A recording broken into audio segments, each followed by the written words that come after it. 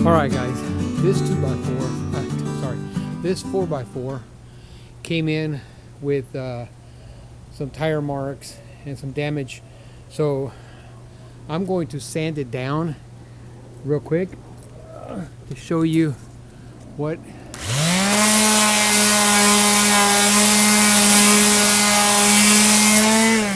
See, so you can get some of these marks and some of these writings so that it doesn't show through the stain.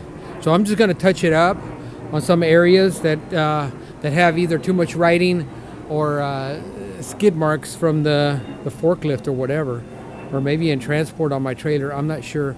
I don't think so, because mine was laying on plywood, so it must have been from Home Depot. Anyway, but yeah, you can straighten it out whenever you've got skid marks and scratches and stuff.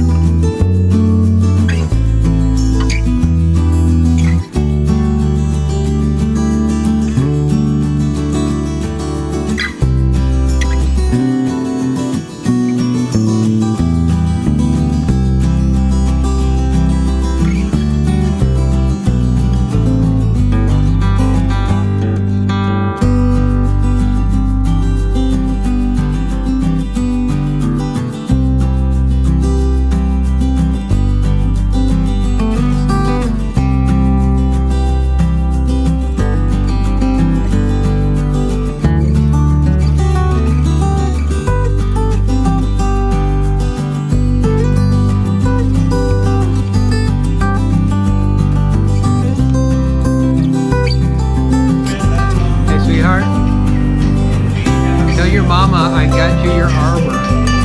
Hey mama, you got my Arbor.